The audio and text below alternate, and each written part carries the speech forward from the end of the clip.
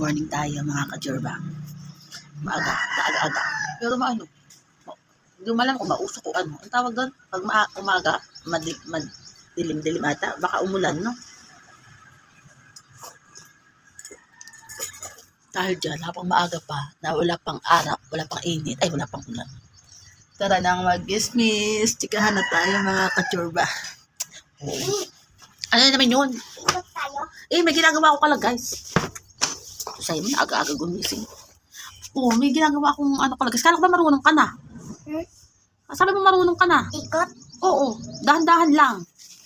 Para hindi ka maano. Dali na, nag-ano ka na guys. Yun nga. Kasi may chismis din to sa Simon. Kasi, ang ating pag-uusapan kasi ay tungkol sa mga paupahan. Bayaran sa upa. Diba? Sabi mo ka guys? Kasi si Simon, chismis yan, chismosa yan. Hindi yun. Hindi kasi kahapon, siyempre, bayaran ngayon, diba? Pag January, diba? Bayaran ngayon ng mga paupahan. Kaya lang, may mga time talaga ng last month, December, diba? Mayroon tayo mga Christmas, New Year, yung iba nagbakasyon, mga nag-uwi sa probinsya, tapos walang pasok. Kaya, may mga time talaga na pagpasok ng January, maliit ang sahod. Kahit naman sa akin dati, experience ko na. Kaya lang dumarating sa punto talaga na pag may January, syempre, oras din ng bayaran. Syempre, nagchat ng mga may-ari ng bahay. O, ganito, maniningil na ako po, patapunta yan. Yeah. Syempre, dahil sa mga experience, pagpapasok ng January, talagang maliit lang ang sinasahod. Kasi nga, mga walang pinasok. Sobrang excited na mga Pasko at New Year, wala talagang kita. At dumadating sa point na, kasi sa point ko kasi, dumadating talaga, kahit naman ako dati, at nakakasama ko lang sa loob na. So, yun nga, kasi kahapon talaga, umaga pa lang, nag-chat na sa amin yung aming may-ari ng bahay, yung bahay ng apartment. Hindi ako nag-reply kasi simulat sa pool naman talaga, sa akin talaga nag-chat. Yung nagtatrabaho pa ako dati. Kaya, best in-reply na agad ako. Kung wala pa akong budget or magabayad na ako, talagang ako yung taga-reply. Kasi sa akin yung lagi nag-chat. Pero yung na-stroke pa ako, hindi na talaga ako nakikipag-chat doon. Kaso, yung mga kasama ko, nag-chat sila. Cellphone din ang gamit ko dahil. Kaya, ang ending, sa akin din nag-chat. Pero hindi na ako nag-reply. Kaya, wala akong mare-reply dyan. Kasi wala naman akong trabaho eh. So, syempre, yung mga kasama ko nga, walang ang budget. Kasi nga, sa haba ng ilang araw na nawalan ng pasok dahil nga nagpasko at New Year, wala tayong mga sinahod. As in, maliit talaga ang mga sahod. So, dumadating talaga tayo sa time na makiusap sa may-ari na baka po, next month, mabibigay po namin. Makikiusap ka pa. May mga time talaga nakikiusap kasi kahit naman ako noon. Oo. Yung nagtatrabaho pa ako noon, nakikipag-usap talaga ako. Ano ba yun? Hindi mo ako nalinig. Ano na naman yun? Tumba ka. Hindi. Ganito. Kaya ko na. Ay, siya nag-ano si mami ng ano. So, dumadating sa point talaga na ikaw makikiusap na next cut off, babayaran po ako. Oo, ganun. Kaso meron talaga may-ari ng bahay na napakataray. O taray. Pero, kahit na maging taray, kahit medyo may pagkamataray yung may-ari, mga ilang chismisan, konting chikahan kayong dalawa, nakakaintindi na siya. Tapos, magpapaliwanag na siya na, sige, kailangan ganitong ganyan ha, bayaran mo ha, kasi madodoble ang bayaran mo sa akin kapag hindi ka nagbigay. O kasi dumating sa point na yung isang kapatid na wala pa po akong sahod, kaya po ngayong benching ko ngayong January 25, may sahod po ako, kaya yung kulang po mababayaran ko kasi nga hindi pa nga kumpleto yung bayad sa bahay. Siyempre, may mga sobra din kami, medyo may dagdag kasi kaming tao. Simula sa pool naman, kami yan dati. Hanggang ngayon, kami pa rin. Siyempre, ang bawas yan, ako, wala na akong trabaho. So, yung dalawa na lang yung may trabaho. Kaso nga, siyempre may mga bata pa nag-asikaso din.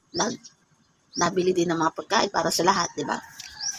Kaya, may mga time talaga na nababawasan ka ng sahod. Especially, lalo na January. Kasi galing nga sa bakasyon, ang daming gastusin. Kaya yun, sa awa naman ng Diyos, kahit na ganun kataray yung kasama ng bahay na tinitirahan namin. Basta chinika mo lang siya. Bait naman. Nasasabihin na, nasasabihin siya na, sige, basta kailangan ngayong cut off. Makumpleto mo na yung bayad mo sa bahay para hindi ka na, madoble. Oo, yun, nakakatuwa din kasi nakakaunawa din.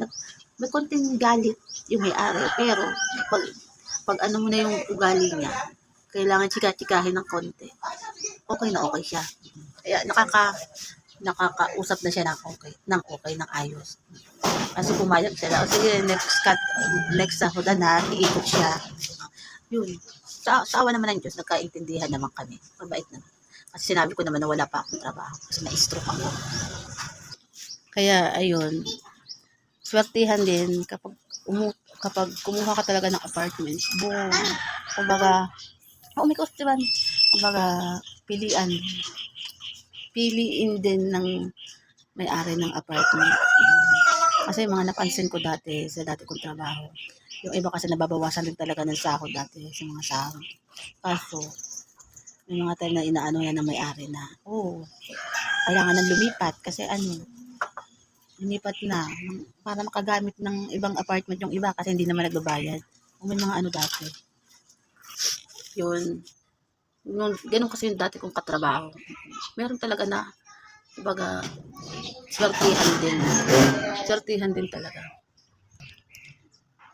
So,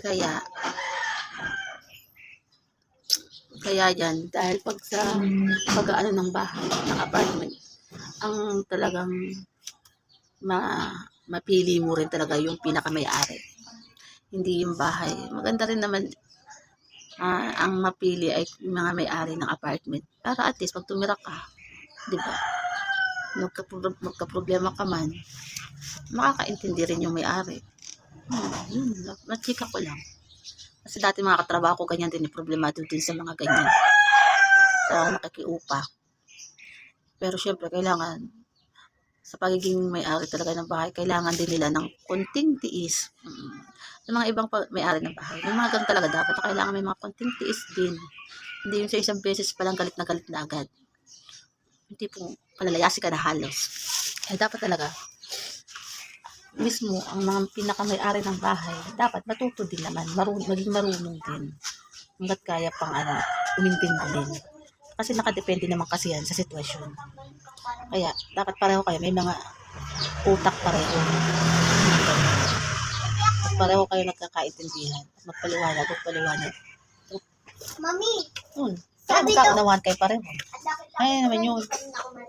Mami, sabi daw ate, tanggalin daw yung yung gulong, tapos Tanggalin na yung gulong. maingay daw, kakahiya daw, Tanggalin na.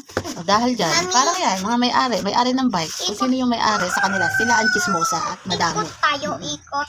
Yung umikot, Ikot lang, isa lang. ulan. May magalita ka din nila konsi. Okay? Good wala morning naman na sa dyan si chismisan, Konsi, ha? Okay. Dahil nagpapakulitan naman si Simon. Kaloka. Bye.